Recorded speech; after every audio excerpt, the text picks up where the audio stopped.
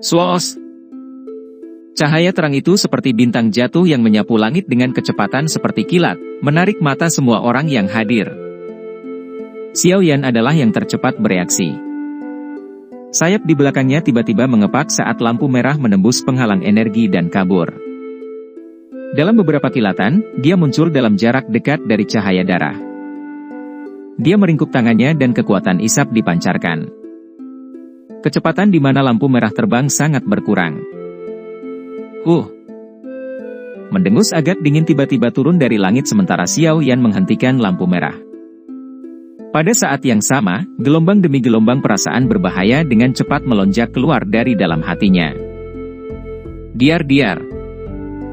Perasaan bahaya baru saja muncul di hatinya ketika cahaya di atas kepalanya tiba-tiba menjadi redup.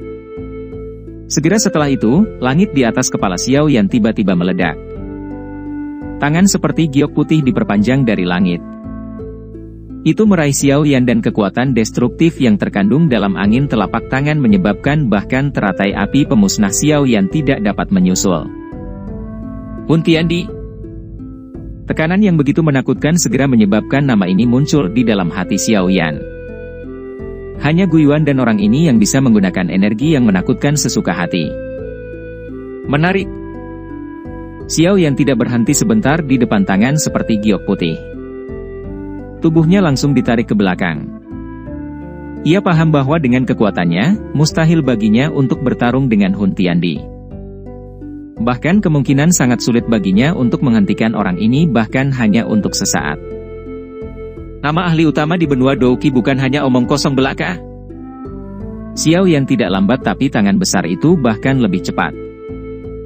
Ini langsung merobek ruang dan meraih ke bawah. Namun, ruang di sekitar Xiao Yan berfluktuasi dengan intens tepat saat tangan besar itu hendak meraih ke bawah. Segera, telapak tangan besar lainnya merobek ruang dan bertabrakan dengan keras dengan tangan besar yang putih bersih. Jediar. Keduanya bertabrakan dengan ganas. Badai pemusnahan dengan cepat menyapu. Ekspresi Xiao Yan berubah drastis saat merasakan badai yang menakutkan. Tubuhnya buru-buru ditarik ke belakang karena dia takut terseret ke dalam pertarungan. Hun Tiandi, karena kamu ingin memulai perang, klan Guku akan menemanimu sampai akhir. Teriakan keras Guiyuan, yang sepertinya mengandung jejak amarah, terdengar di langit setelah tangan besar itu bertabrakan. Haha, kamu seharusnya mengucapkan kata-kata ini saat klan Xiao dihancurkan oleh klan Hun kita. Mengucapkan kata-kata ini sekarang, sedikit terlambat. Tawa samar Hun Tiandi terdengar di langit. Setelah suaranya terdengar, banyak celah spasial besar tiba-tiba dengan cepat terbentuk di ruang kosong. Kabut hitam melonjak dari dalam ke segala arah. Gelombang demi gelombang aura gelap dan dingin yang luar biasa kuat menyebar dari dalam garis retakan. Apakah tentara klan Hun telah dimobilisasi? Ekspresi Xiao Yan berubah sedikit setelah dia merasakan jumlah aura kuat di dalam garis retakan. Ya. Kabut hitam melonjak keluar dari retakan seperti air banjir saat mereka muncul. Akhirnya, dengan cepat berubah menjadi segel hitam besar setinggi 100.000 kaki. Segel hitam digantung di langit. Bayangan besar menutupi seluruh pegunungan ini. Aktifkan formasi. Melihat segel hitam besar tergantung di langit, ekspresi semua ahli dalam klan Gu menjadi serius. Klan Hun memang telah bersiap. Untungnya, para ahli dari klan Gu sudah menerima pesanan mereka. Banyak tangisan nyaring segera terdengar. Bum-bum seret. Tirai tipis tiba-tiba melonjak dari pegunungan setelah tangisan terdengar. Gelombang demi gelombang energi agung yang kuat, yang menyebabkan seseorang bergidik, berubah menjadi pilar cahaya yang bersiul ke atas. Akhirnya, itu terbang ke langit dan membentuk cermin kuno yang cantik, yang ukurannya tidak kalah dengan segel hitam. Cahaya berkilau di cermin, yang dipenuhi dengan fluktuasi energi yang mengejutkan. Segel pemusnah. Segel hitam di langit bergetar. Tiba-tiba, suara rendah dan tajam yang sepertinya milik puluhan ribu orang, dipancarkan dari dalam garis retakan. Segera, segel hitam itu langsung turun dari langit. Seolah-olah bencana telah menimpa pegunungan ini. Area dalam jarak ratusan ribu kaki akan hancur dalam sekejap jika segel hitam menghantam tanah. Cermin Gudi. Semua ahli dari klan Gu yang menjaga formasi, memiliki wajah yang memerah saat ini. Teriakan marah mereka bergema di langit. Segera, cermin kuno cemerlang yang tak tertandingi muncul dan bertabrakan dengan segel hitam di depan banyak pasang mata yang cemas. Huruf-huruf gemuruh. Seluruh dunia sepertinya telah runtuh saat ini. Fluktuasi destruktif yang tak terlukiskan berkecamuk dengan gila-gilaan. Meskipun dunia kuno kuat, banyak retakan hitam gelap telah terbentuk saat ini. Dua makhluk besar bertabrakan dengan keras di langit.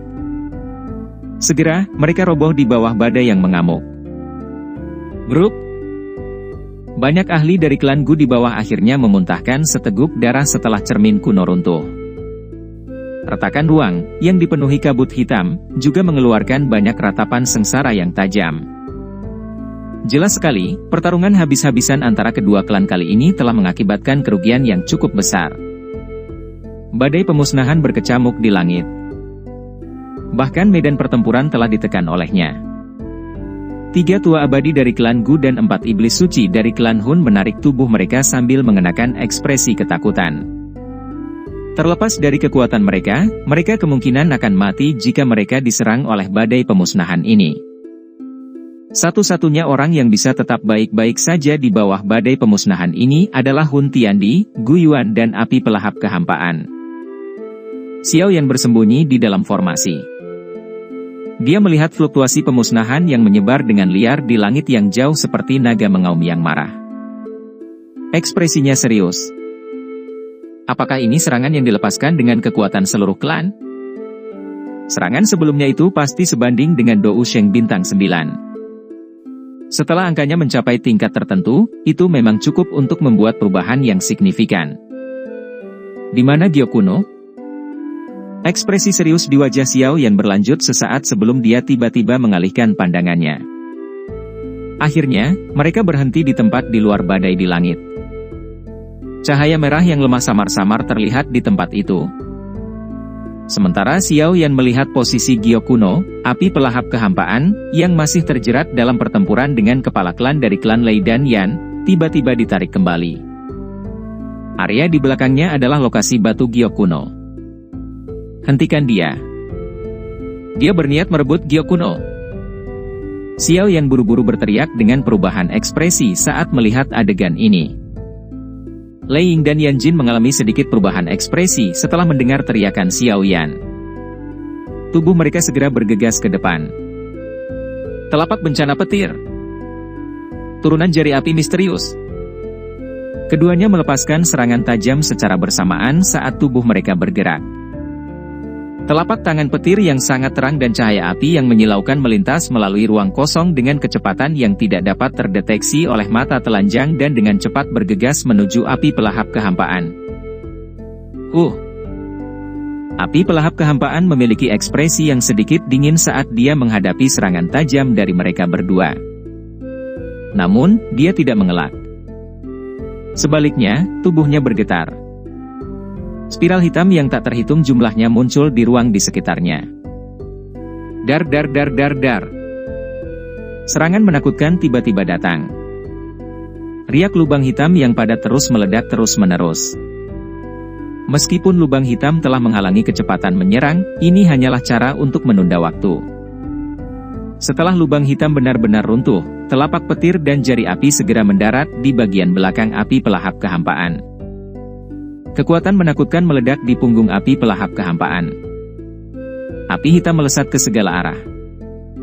Bahkan dengan kekuatan besar api pelahap kehampaan, dia tanpa sadar terhuyung-huyung setelah diserang dengan hebat oleh Lei Ying dan Yan Jin. Tubuhnya juga menjadi lebih pucat. Dengan bantuan kekuatan ini, tubuhnya muncul di lampu merah dalam sekejap. Mulutnya melebar dan menelan Gyo kuno ke dalam mulutnya. Api pelahap kehampaan tertawa terbahak-bahak setelah Gyo kuno mendarat di tangannya. Keempat iblis suci dari klan Hun bergegas maju dan menjaganya. Mata mereka dengan hati-hati menatap Lei Ying dan Yan Jin, yang mengejar. Hehe, apa kau sudah puas memukuli saya? Yakinlah saya pasti akan membuat Anda membayar kembali serangan telapak tangan hari ini berkali-kali. Ekspresi api pelahap kehampaan menjadi gelap dan dingin saat dia melihat Lei Ying dan Yan Jin dan tertawa dengan suara aneh. Ekspresi Lei Ying dan Yan Jin sangat jelek. Tidak disangka bahwa serangan keduanya digabungkan tidak dapat menghentikan api pelahap kehampaan. Sebagai gantinya, mereka telah membiarkan Gyokuno-nya dibawa kabur. Ayo pergi. Api pelahap kehampaan tidak bertahan lama setelah mendapatkan Gyokuno. Tubuhnya bergerak dan dia bergegas ke celah spasial. Berhenti. Ruang berfluktuasi tepat saat api pelahap kehampaan bergerak. Gu Yuan muncul. Ekspresinya tampak sedikit suram. Sebelum dia sempat menyerang, Hun Tiandi berpakaian putih keabu-abuan muncul di hadapannya. Dia telah menerima serangan Gu Yuan dengan membalikkan tangannya. Setelah itu, tubuhnya melayang ke belakang. Kabut hitam melonjak dari celah spasial di belakangnya. Segel hitam besar sekali lagi terbentuk. Tubuh Gu Yuan gemetar saat dia melihat segel hitam yang terbentuk. Para ahli dari klan Gu di bawah dengan tergesa-gesa membentuk cermin kuno dalam upaya untuk bertahan dari serangan pemusnahan dari klan Gu setelah melihat ini. Gu Yuan, saya telah mengatakan bahwa klan Gu telah kehilangan kesempatan terbaik untuk melawan klan Hun ketika klan Xiao dihancurkan. Hun Tiandi tertawa kecil saat dia melihat ke arah Gu Yuan yang suram dan perlahan berkata, Istana Dewa Kuno Toushi pada akhirnya akan mendarat di tangan klan Hunku. Gu Yuan, aku akan naik ke level tertinggi, percayalah. Batu Gyokuno dipisahkan menjadi 8 bagian. Anda hanya mendapatkan 5 dari mereka. Woi, jangan senang dulu. Gu Ying berteriak dengan suara dingin. Apakah begitu? Senyuman aneh muncul di wajah Hun Tiandi setelah dia mendengar ini. Dia segera berbicara dengan lembut, kepala klan dari klan Lei dan Yan telah meninggalkan klan mereka. Apakah menurutmu klan Hun tidak akan menganggap itu sebagai kesempatan? Apa? Tubuh Lei Ying dan Yan Jin gemetar setelah mendengar kata-kata ini. Ekspresi mereka menjadi sangat serius. Mungkinkah klan Hun juga menyerang klan Yan dan Lei saat kita pergi ke klanku? Hun Tiandi hanya tersenyum tipis di hadapan keterkejutan mereka berdua. Dia perlahan menarik diri ke garis celah spasial dengan api pelahap kehampaan dan yang lainnya. Bahkan Gu Yuan tidak berani menyerang di bawah pencegahan dari segel hitam besar. Tepat sekali. Mata Hun Tiandi tiba-tiba menoleh ke arah Xiao Yan, yang berada dalam formasi, tepat saat tubuhnya hendak menghilang ke dalam garis retakan. Kamu adalah Xiao Yan, kan? Batu Gyokuno klan Xiao harusnya ada di tangan Anda. Setengah bulan kemudian, di pegunungan pemakaman langit. Bawalah batu Gyokuno jika kamu ingin menyelamatkan ayahmu. Hun Tiandi benar-benar menghilang ke dalam celah spasial setelah suaranya perlahan terdengar. Segel hitam besar di langit bergetar sebelum perlahan menghilang. Seluruh pegunungan itu luar biasa sunyi karena semua orang menyaksikan celah spasial di langit perlahan ditutup. Banyak ahli di klan Gu memiliki ekspresi suram. Meskipun klan Gu tidak dihancurkan oleh klan Hun seperti klan Ling, mereka masih kehilangan Gyokuno. Dari sudut pandang tertentu, klan Gu menderita kerugian yang cukup besar dalam pertarungan dengan klan Hun. Cahaya di seluruh pegunungan perlahan menghilang. Akhirnya, itu benar-benar menghilang. Untungnya ada perintah yang tepat. Jika tidak, seluruh pegunungan akan berubah menjadi debu dalam pertempuran. Ini akan dianggap sebagai kerugian besar bagi klan Gu. Tinju Xiao yang terkepal erat setelah dia melihat tirai cahaya menghilang. Klan Hun memang berencana menggunakan ayahnya untuk ditukar dengan Gyokuno.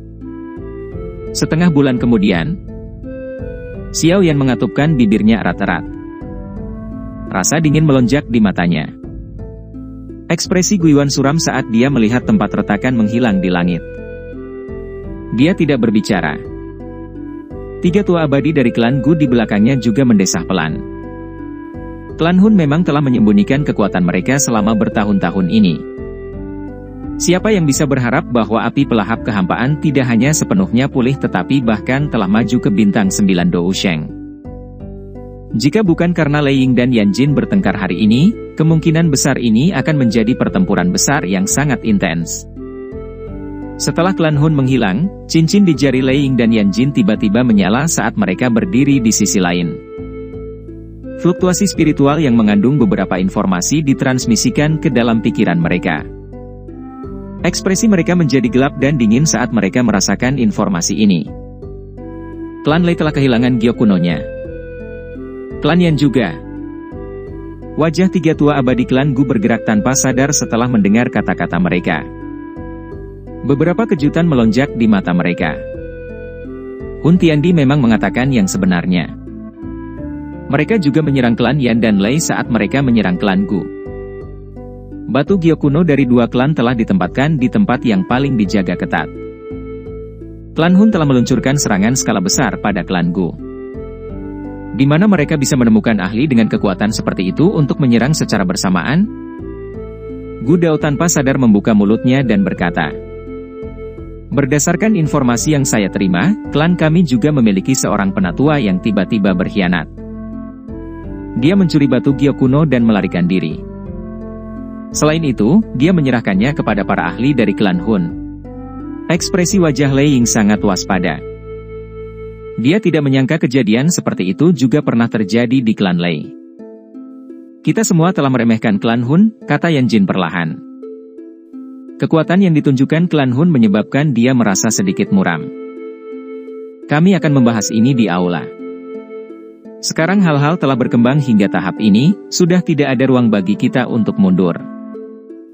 Mengingat teknik klan Hun, jelas mereka tidak akan membiarkan kita bertahan hidup." Ekspresi Gu Yuan berangsur-angsur menjadi tenang. Dia melambaikan tangannya dan membiarkan Gu Dao menyelesaikan situasinya. Setelah itu, dia membalikan tubuhnya dan bergegas menuju aula besar. Suaranya dipancarkan saat dia memasuki aula, "Xiao Yan, kamu juga harus ikut masuk." Xiao Yan menekan emosi yang berputar di dalam hatinya saat dia melihat yang lain memasuki aula satu demi satu. Dia dengan cepat mengikuti, Sun Er ragu sejenak sebelum mengikutinya. Semua orang terdiam saat mereka menyaksikan adegan ini. Mereka samar-samar merasakan bahwa hari-hari damai di masa lalu secara bertahap akan lenyap. Semua orang duduk di dalam aula. Namun, suasananya tetap khusyuk karena kejadian sebelumnya. Semuanya tidak perlu mengucapkan kata-kata manis saat ini. Setiap orang harus menyadari teknik klan Hun. Saya tidak pernah meremehkan klan Hun sebelumnya, tetapi saya juga tidak pernah bisa memahami mereka dengan jelas. Ini adalah aspek paling menakutkan dari klan Hun. Gu Yuan menghela nafas saat dia melihat ke aula yang agak suram. Dia menggelengkan kepalanya dan berkata, "Hun Tiandi mungkin benar. Jika saya sedikit lebih tegas ketika klan Xiao dan klan Hun terlibat dalam perang besar, situasinya mungkin akan sangat berbeda." Xiao Yan diam. Dia tidak begitu mengerti masalah yang terjadi saat itu. Oleh karena itu, dia tidak dapat mengatakan apapun. 8 klan kuno tidak harmonis sejak awal.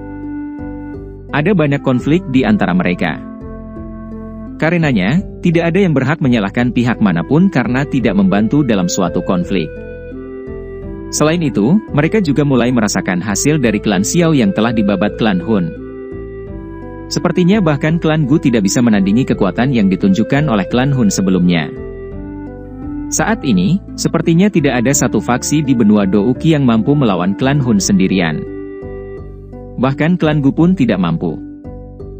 Tentu saja, bahkan jika klan Guku akhirnya hancur total, klan Hun pasti harus membayar mahal atas perbuatannya. Ekspresi Gu Yuan sangat serius saat dia berbicara. Pertempuran besar hari ini bisa dianggap sebagai pertukaran awal antara kedua klan. Meskipun pasukan klan Hun tidak muncul, itu masih melepaskan serangan di celah spasial. Namun, orang yang paling merepotkan untuk dihadapi adalah Hun Tiandi dan api pelahap kehampaan. Sebelumnya api pelahap kehampaan telah terluka parah olehnya saat itu. Tidak ada yang bisa membayangkan bahwa dia tidak hanya pulih sepenuhnya tetapi bahkan melangkah ke kelas Dou Sheng bintang 9. Dengan cara ini, dia telah benar-benar merusak keseimbangan kekuatan antar kedua belah pihak. Baik dia dan Hun Tiandi berada di kelas Dou Sheng bintang 9. Tidak ada banyak celah di antara mereka. Kecuali mereka terlibat dalam pertarungan hidup dan mati yang sebenarnya, tidak ada yang bisa melakukan apa-apa mengingat kekuatannya. Jika api pelahap kehampaan ditambahkan, dia tidak akan bisa bertarung dengan kombinasi mereka berdua dengan mengandalkan kekuatannya. Oleh karena itu, membentuk aliansi adalah satu-satunya metode untuk menangani klan Hun. Api pelahap kehampaan pernah memangsa Raja Roh Pelahap, oleh karena itu, dia memiliki kemampuan klan Tunling. Di mata klan Hun, kami, klan kuno, setara dengan mata air garis keturunan mereka, semua orang mungkin tidak senang dengan status ini. Karena itu masalahnya, hanya ada satu jalan yang harus kita ambil. Ini untuk menghancurkan klan Hun. Keinginan membunuh yang kuat tiba-tiba melonjak di dalam aula setelah kata-kata itu terdengar. Itu menyebabkan kulit seseorang menjadi sedikit dingin. Penatua Guiyuan, maksudmu, aliansi untuk bertarung dengan klan Hun? Lei Ying bertanya. Tidak ada pilihan lain selain ini. Kekuatan yang ditunjukkan klan Hun hari ini sangat luar biasa.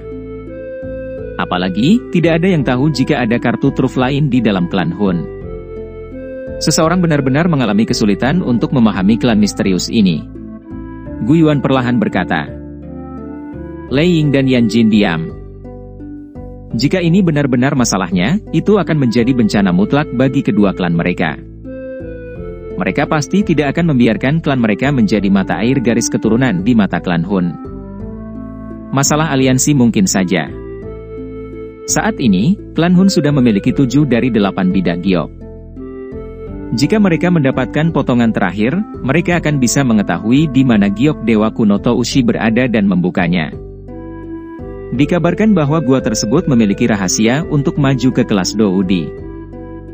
Kalau Hun Tiandi diizinkan untuk mendapatkannya, mungkin akan benar seperti yang dia katakan.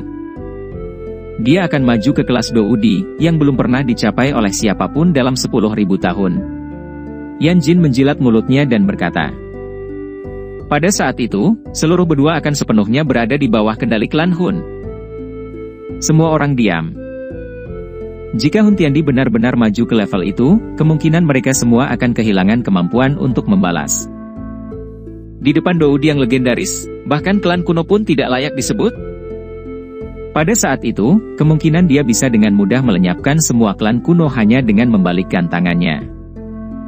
Bagian terakhir dari batu giok seharusnya ada di Xiaoyan, kan? Mata semua orang tiba-tiba beralih ke Xiaoyan.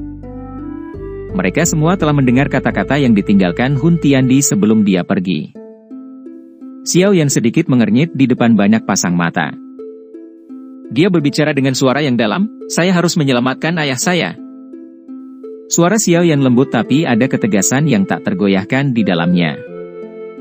Kamu harus menyadari hasilnya jika Hun Tiandi diizinkan untuk membuka istana Dewa Kuno Toushi. Alis merah cerah Yan Jin bergetar dan berkata. Xiaoyan diam. Namun, dia terus menggelengkan kepalanya. Potongan terakhir giok kuno pasti akan tetap ada di tubuhnya. Ayahnya telah ditangkap oleh klan Hun selama lebih dari 1 dekade. Setiap kali dia memikirkan hal ini, hatinya mulai terasa sedikit bengkok. Selain itu, dia juga mengerti bahwa batu giok kuno adalah pesona pelindung ayahnya. Jika bukan karena giok kuno ada di tangannya, kemungkinan ayahnya sudah menemui ajalnya. Mata Guiyuan menatap Xiaoyan. Sesaat kemudian, dia hanya bisa tersenyum pahit dan menghela nafas. Saat ini, Xiaoyan tidak lagi sendirian seperti dulu. Kekuatannya saat ini tidak hanya mampu melawan mereka secara langsung tetapi ada juga aliansi Skyman Shan yang sangat kuat di belakangnya. Jika 3 klan kuno ingin melawan klan Hun, aliansi Skyman Shan pasti akan sangat membantu. Oleh karena itu, mencoba merebut batu giok kuno adalah sesuatu yang tidak dapat mereka lakukan tidak peduli bagaimana mereka melihatnya. Sekarang, satu-satunya hal yang bisa kami lakukan adalah mengumpulkan sekutu dengan cepat. Tentara akan berkumpul dalam setengah bulan. Kita pasti harus merebut beberapa giok kuno dari tangan klan Hun. Guiyuan menghela nafas dan berkata. Lei Ying dan Yan Jin terguncang mendengar ini. Dengan cara ini, mereka akan benar-benar terlibat dalam perang dengan klan Hun dalam waktu setengah bulan. Xiao Yan mengepalkan tinjunya. Tangan sedingin es terulur dari sampingnya dan meraih lengannya. Dia menoleh dan melirik Sun Er di sampingnya. Tiba-tiba dia melihat ke arah Gu Yuan dan berkata, "Paman Gu, apakah kamu tahu jika ada metode yang memungkinkan leluhur klan Xiao Xuan, di makam surgawi dihidupkan kembali?" Gu Yuan, Lei Ying dan yang lainnya di aula merasakan tangan mereka gemetar saat mendengar kata Xiao Xuan. Nama itu terus tertanam dalam di benak mereka bahkan setelah ribuan tahun. Itulah satu-satunya orang yang hampir berhasil membunuh Hun Tiandi selama bertahun-tahun yang telah berlalu. Dari sudut pandang tertentu, Xiao Xuan di makam surgawi hanyalah fragmen jiwa. Dia hanya bisa hidup dan memiliki kekuatan karena aspek unik makam surgawi. Mencoba untuk menghidupkannya, aku khawatir itu tidak mungkin. Gu Yuan menghela nafas dan berkata, "Jika mungkin untuk menghidupkan kembali Xiao Xuan, mereka tidak akan kesulitan berurusan dengan Hun Tiandi." Mata Xiao Yan segera mengungkapkan kekecewaan saat mendengar ini.